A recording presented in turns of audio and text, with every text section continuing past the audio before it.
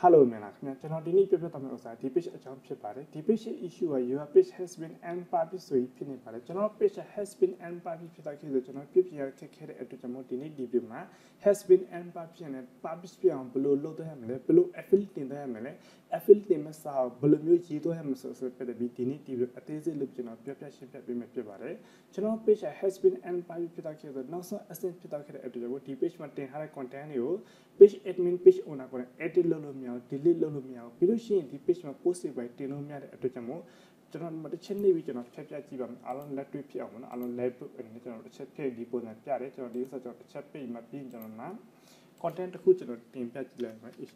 hello hello ပေါ့နော် okay ပြီး post တွေနေပြလိုက်ပါမယ်နေပြလို့ရှိရင်ကျွန်တော်ဒီပုံစံစာလုံးအနီရောနဲ့ပုံစံပြထားပဲတော့ block လုပ်ထားတဲ့ပညာဆွေးပြတယ်ပြီးလို့ရှိရင်ကျွန်တော်ဒီမှာအောက်မှာဆိုရင် let's know ဆိုပြီးရှိတယ်ဒီဥစ္စာကျွန်တော်တစ်ချက်ဒီမှာaffiliate တင်တော့ရတယ်ဒါပေမဲ့ထိရောက်မှုမရှိတဲ့အတွက်အဲအဲ့ကျွန်တော်မတင်ပါဘူးတကယ်ထိရောက်တဲ့နေရာကိုတွားပြီးတင်ရတဲ့အတွက်ကျွန်တော်ထိရောက်တဲ့နေရာနဲ့ကျွန်တော်တွားပြီးတင်ပြပါမယ်အဲ့ဒီဒီဥစ္စာကျွန်တော်တစ်ချက်ပိတ်ပြီးမှသူရဲ့ page ကိုလေကျွန်တော်တစ်ချက်ယူတော့နည်းနည်းလေးကျွန်တော်ရှင်းပြပြီးမှ affiliate တင်မှုတင်နေတဲ့အားလုံး step by step လို့ကျွန်တော်ပြောပြပေးမယ်အဲ့ဒါကျွန်တော်ဒီဖက်မှာလာမှာ page ကိုလေကျွန်တော်တစ်ချက်လေးပြီးတော့ပြမယ်Okay ဒီမှာကြည့်မစရင် page has been unpublished ဆိုဖြစ်နေပါတယ်ပထမအချိန်အနေနဲ့ကျွန်တော် page ကိုလေးအနေနဲ့ပြသခဲ့တဲ့ဆိုရင်ကျွန်တော်ဒီနေရာမှာ page is at registered being unpublished ဆိုဖြစ်တော့ခဲ့ပါတော့အဲ့ဒီမျိုးဖြစ်လို့ရှိရင်ကျွန်တော် page မှာ post တွေပဲတင်လို့ရတယ် content ပဲအားလုံး edit ဘာညာလုပ်လို့ရတယ် delete လုပ်လို့ရတယ် edit မှာကျွန်တော်ပြုပြင်ရနည်းနည်းလွယ်ကူတဲ့ဒီဥစ္စာကျွန်တော်နောက်ဆုံး asset ဖြစ်တော့ခဲ့ရပါတော့ဒီ page မှာစာရေးပဲ reply ပြန်လို့မရဘူးဘာတစ်ခုမှလုပ်လို့မရဘူးပြီးလို့ရှိရင်အခြား account နဲ့အခြား ID နဲ့ဒီ page ကိုလည်း share လို့မရဘူးကိုယ့်ရဲ့ page မှာ follower တွေကလည်းဒီ page ကိုပြန်မ share လို့မရဘူးဖြစ်တော့ခဲ့ရပါတော့ပြောမစရင်တော့50% လောက် minus ဖြစ်နေပြီဒီအတိုင်းဆက်လက်ပြီးထားမယ်ရက်အနည်းငယ်အတွက်ဒီတိုင်းထားမယ်15တလဒီတိုင်းထားမယ်ဆို page delete ဖြစ်တော့နိုင်တယ်ပေါ့နော်ဒီဥစ္စာ delete မဖြစ်အောင်မြင်မြန်ဆန်ဆန်ဘယ်လို recover လုပ်မလဲဆိုတော့အစနဲ့ပတ်သက်ပြီးဒီနေ့ဒီအားလုံး step လုပ်ပြီးနားလည်တဲ့ပေါ့ပေါ့ကျွန်တော်ရှင်းပြပေးမှာဖြစ်ပါတယ်ဒီ page ကိုလည်းဒီ anyhow has been unpublished ဘာကြောင့်ဖြစ်တယ်ဆိုတော့အစနဲ့ပတ်သက်ကျွန်တော်မပြောပြတော့ဘူးအဲ့ဒီဥစ္စာနဲ့ပတ်သက်ပြီးကျွန်တော်ရဲ့ channel မှာကျွန်တော်ရဲ့ page မှာ video တင်ထားပြီးအများရှိရပေါ့နော်ဒီတစ်ခုတော့ပထမ step အနေနဲ့ကျွန်တော်ဒီ page is at registered being unpublished ဆိုတဲ့အချိန်မှာမပြုပြင်မနဲ့ဆက်လက်ပြီးအမှားလုပ်တဲ့အတွက်ကြောင့်မို့ဒီပုံစံ has been unpublished ဆိုမှအားလုံး block ဖြစ်တာခဲ့တာပေါ့နော် okay ဒီဥစ္စာဖြစ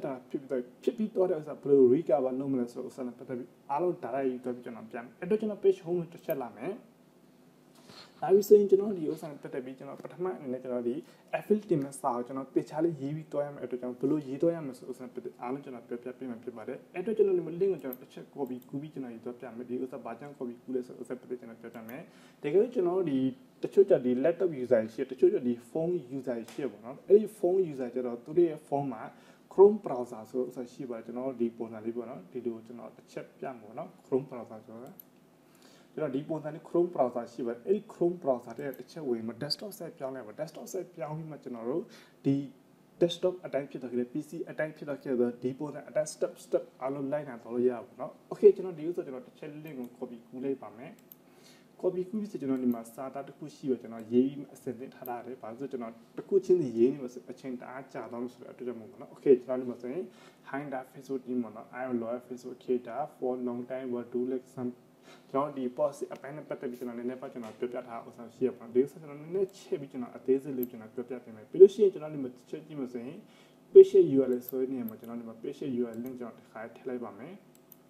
ထည့်ပြီးရင်ဒီဥစ္စာစလုံးအတိအကျအားလုံးခွဲပြီးတွားရမှာပေါ့နော်ကျွန်တော် page ဘာကြောင့် empire ဖြစ်တာခဲ့ဘာကြောင့် has been empire ဖြစ်တာခဲ့အဲ့ဒီဥစ္စာပထမ step နားလည်ပြီးမှတိုင်ကျွန်တော်ဒီစာတမ်းပဋိတွားမယ်တကယ်လို့အခြား reason ကြောင့်ကျွန်တော် page ဖြစ်တယ်ဆိုလို့ရှိရင်ကျွန်တော်တို့အခြား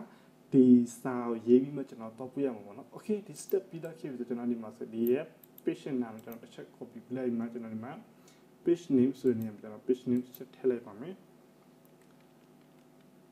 ခဏလေးနော် okay ပြီး page လို့ထည့် okay ဒီလိုထည့်ပြီးတော့ခေပြီးဆိုလို့ရှိရင်ကျွန်တော်ဒီ affiliate တော့တင်ရမှာပဲအဲ့ဒီ affiliate တင်မနေအတွက်ကျွန်တော် link တစ်ခုရှိအဲ့ link ကိုကျွန်တော် direct ယူတော့ပြပါမယ်okay ကျွန်တော် link တစ်ခုဖွင့်လိုက်ဒီနေရာရောက်လာမယ်ဒီနေရာရောက်လာပြီဆိုတော့ကျွန်တော်ဒီစာတော့ကျွန်တော်တစ်ချက် copy ကူးပြီးမှကျွန်တော်ဒီ decoration စာတန်းနေရာမှာကျွန်တော်တစ်ချက်ဒီဒုတိယ line မှာတစ်ချက်ထည့်မယ်ထည့်ပြီးတော့ခေပြီးဆိုကျွန်တော်ဒီဥစ္စာကျွန်တော်တစ်ချက်အကျယ်ဖြန့်မယ်ဖြန့်ပြီးဆိုရင်ကျွန်တော်ဒီ subject နေရာဘာထည့်ရမလဲဆိုကျွန်တော်တစ်ချက်ပြန်မှာ page နေရာပြန်လာမယ်ဒီမှာ your page has been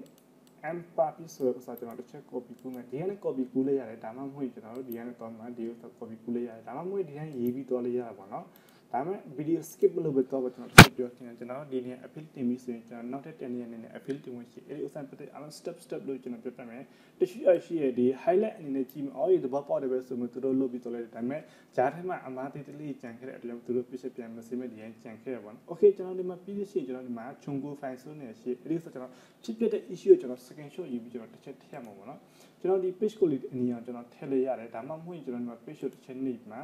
ဒီဥစ္စာကျွန်တော်ဒီချက်ချစ်ခဲ့ကိုမဖြစ်ပဲထားတာဆိုကျွန်တော်ဒီဥစ္စာကျွန်တော်တစ်ချက် screenshot ဆွဲပြီးထည့်လိုက်ရပါမယ်အဲ့တော့ကျွန်တော်ဒီဥစ္စာပဲအလွယ်ဆုံးဖြစ်အောင်အားလုံးနားလည်သဘောပေါက်အောင်ကျွန်တော်ဒီဥစ္စာပဲကျွန်တော် screenshot ဆွဲလိုက်ပါမယ်နည်းနည်းအသေးလုပ်လိုက်မှာပေါ့နော် okay အသေးလုပ်ပြီးဆိုကျွန်တော်ဒီမှာ sorry okay ပြီးတော့ဒီဥစ္စာကျွန်တော်အားလုံးအပြည့်ကိုကျွန်တော် screenshot ဆွဲလိုက်ပါမယ်ဒီပုံစံလေးပေါ့နော် screenshot ဆွဲပြီးမှကျွန်တော် save လုပ်လိုက်ပါမယ်ဒီဥစ္စာကျွန်တော် shortcut အနေနဲ့ကျွန်တော်ဒီလိုပဲကျွန်တော်တတ်မှတ်လိုက်ပါမယ်သူရဲ့ page ဒီနဲ့စတဲ့အတွက်ကြောင့်မို့ okay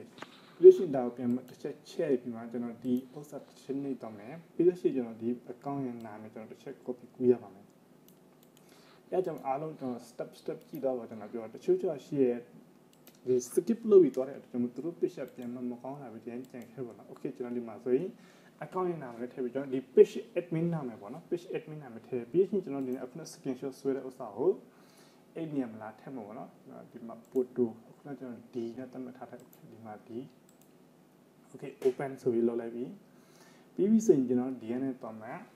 send ဆိုတော့ပို့လိုက်ရင် Facebook team ရဲ့ review တွေရောက်တော့ခဲ့ပါပြီပြီးလို့ရှိရင်နောက်ထပ်ကြံတဲ့ step တွေကျွန်တော်တစ်ခါပြပြပြီးဒီဆို send ဆိုတော့ကျွန်တော်တစ်ချက်နေမှာဒီနေ့ခဏစောင့်မယ်ပြီးကျွန်တော်ဆိုရင် form submit successfully ဖြစ်တော့ okay done ဆိုရင်နေလိုက်ခဏစောင့်ပြီးမှ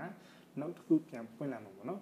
ဒီပုံစံဖြစ်လက်ပြီးဆိုကျွန်တော်နောက်တစ်ခုအနေနဲ့ကျွန်တော် Facebook team နဲ့ like ချလက်တော့ရမှာဥစ္စာရှိအဲဥစ္စာမတော့ခင်ကျွန်တော်နောက်တင် affiliate team ရှိရဲ့အဲ့နေရာကျွန်တော်ဒါရိုက်ပြီးတော့ပြပါမယ်။ Okay ကျွန်တော် link ဖွင့်လိုက်ကျွန်တော်ဒီနေရာရောက်လာမယ်။ဒီနေရာရောက်လာဆိုကျွန်တော်ဒီဥစ္စာကျွန်တော်တစ်ချက်နှိပ်ပြီးမှကျွန်တော်ဒီ page နဲ့ပတ်သက်ပြီးဖြစ်တဲ့အတွက်ကျွန်တော် page ကျွန်တော်တစ်ချက်ရွေးပြီးသွားလိုက်ပါမယ်။ကျွန်တော်ဒီမှာပေါ့နော်။ copy ကူးမှဒီမှာပြန်မှာ page လုပ်ထည့်လိုက်။ Okay right ဖြစ်တော့ခဲ့ပြီ။ကျွန်တော် parameter step အနေမှာဆိုကျွန်တော်ဒီနေရာမှာ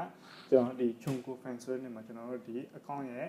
ဒီ page ရဲ့ quality ကျွန်တော် screenshot ရိုက်ပြီးကျွန်တော်ထည့်ရပါမယ်။ဒီ second time ကိုကျွန်တော်ထည့်စရာမလိုပါဘူး။မလို့ဆိုကျွန်တော်ဒီ send ဆိုတော့ဥစ္စာပို့လိုက်ပါမယ်။ဒီလိုပို့လိုက်ပြီဆိုလို့ရှိရင်ကျွန်တော်ဒီတပတ်အတွင်းမှာဒီ24 hour ဒါမှမဟုတ်24 night hour 48 night ဒါမှမဟုတ်36 night ဒါမှမဟုတ်တပတ်အတွင်းမှာတို့ Facebook team မှာ response ပြန်လာလိမ့်မယ်ကိုယ့်ရဲ့ဒီ admin နဲ့ Gmail ထဲမှာ response လာမယ်ဒါမှမဟုတ်ကျွန်တော်ဒီမျိုးဒီ account ရဲ့ဒီ notification မှာကျွန်တော်ဒီမှာလာမယ်ဒါမှမဟုတ်လို့ရှိရင်ကျွန်တော်ဒီဥစ္စာမှာတစ်ချက်တော့မှာ health ဒီ health and sports ဆိုတဲ့နေရာတစ်ချက်တော့ပြီးကျွန်တော် check out လုပ်ဖို့နိုင်တယ်ပေါ့နော် okay ဒီနေ့ဒီလောက်ပဲအားလုံးကျွန်တော်ကျေးဇူးတင်ပါတယ်အဲ့လိုမျိုးကျွန်တော် sport ပေါင်း message လာလို့ရှိရင်သူတို့ဖက်ကကျွန်တော်တို့ဒီတောင်းဆိုလာဥစ္စာရှင်းမှာဘာကြောင့်ဖြစ်တယ် upload အချက်ကြောင့်ဖြစ်တယ်ဆိုတော့ဥစ္စာပတ်သက်ကျွန်တော် okay ကျွန်တော်ဒီဥစ္စာနဲ့ပတ်သက်ပြီးနောက်ကျရင်မလို့တော့ဘာပညာဆိုဥစ္စာပတ်သက်နောက်တစ်ခုပြန် appeal ပညာတရားဥစ္စာရှိအဲ့ဒီ step ကိုကျွန်တော်နောက်တစ်ခု video မှာတင်ပေးမယ်ဒီဥစ္စာ part 1 ဥစ္စာ part 2လို့ကျွန်တော်တင်ပေးမယ် okay ဒီနေ့ဒီအားလုံးနားလည်သဘောပေါက်မလို့ကျွန်တော်ထင်ပါတယ်ဒီနေ့ဒီလောက်အားလုံးကျွန်တော်ကျေးဇူးတင်ပါတယ်တကယ်လို့ Logimi တို့ account မှာ Logimi တို့ page မှာဒီပုံစံအတိုင်းဖြစ်နေဆိုလို့ရှိရင်ကျွန်တော်တို့ service လောက်ကောင်းမြင်မြင်လောက်ကောင်းအားလုံးကျွန်တော် contact လုပ်မယ်မြင်မြင်နိုင်ပါတယ်အားလုံးကျွန်တော်ကျေးဇူးတင်ပါတယ်